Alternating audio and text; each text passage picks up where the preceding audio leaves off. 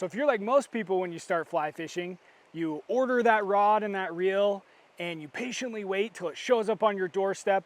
You run out there, you grab the box, you open it, you're super excited. Now what?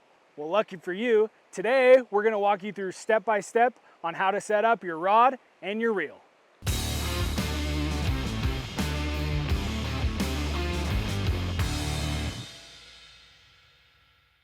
Step number 1, you're gonna unzip the case and pull out the entire rod. Step number 2, attach all the sections together, starting with the tip section or the thinnest section of the rod, and work your way down to the butt section or thickest section of the rod.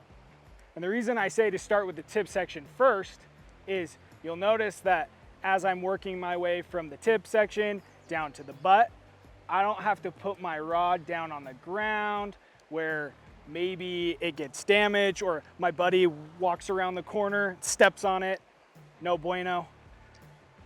I'm able to keep the rod in my hands the entire time. If your rod has alignment dots, all you have to do is line up the dots and your guides will line up too. If your rod doesn't have alignment dots, you can lightly attach a section, make sure the guides are all lined up, then tighten each section into place. Now that we're down to the butt section of our rod and it's all put together, let's attach the reel. Now, depending on the reel you have, things may differ just slightly, but the principles remain the same. Step 1, I'm gonna slide the front end of the reel into the back side of the cork grip. Step 2, I'll slide this little metal piece up and over the back of the reel and screw the locking ring forward until it's snug and the reel is in place. Now, when you're looking at reels, there are two terms that are gonna come up, and that's left-hand retrieve and right-hand retrieve.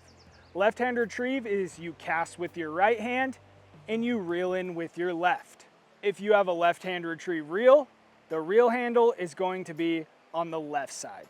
And for right-hand retrieve, you're gonna cast with your left and you're gonna reel in with your right. If you have a right-hand retrieve reel, the reel handle will be on the right side. Now that we have our reel attached to our rod, we're gonna pull out some line and start stringing it through.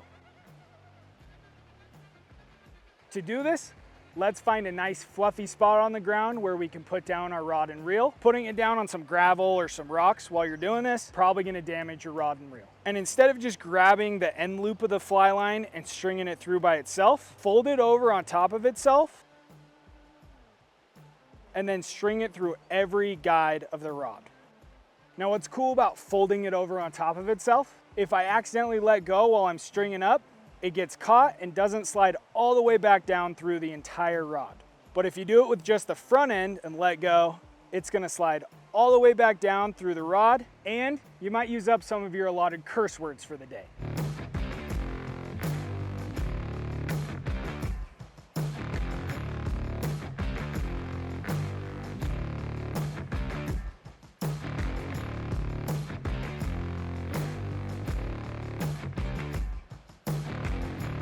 All right, now that we have our fly line strung through the entire rod, it's time to attach a leader.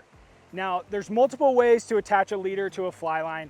We're gonna cover all that in a future video. For now, we're gonna stick with the easiest one, and that is the loop-to-loop connection or the handshake knot.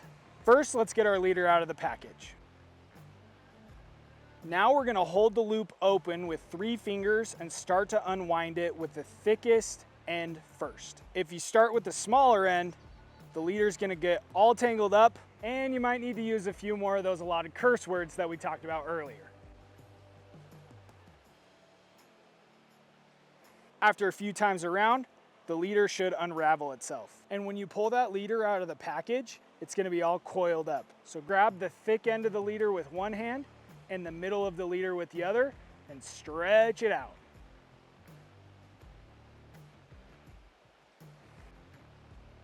Now take your fly line and slide it through the leader's perfection loop. Then take the thin end of the leader and put it through the fly line loop.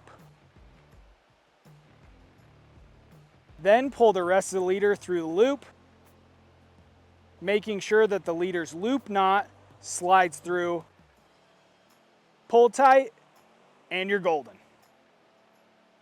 All right, now that you have your rod and reel all set up and ready to go, You're probably itching to get in the backyard or head over to the park and start throwing some practice casts. But before you do that, let's make sure you start off with a super solid foundation. We're gonna head over to the river. Spencer's over there waiting for us, and we're gonna talk about the fundamentals of great fly casting.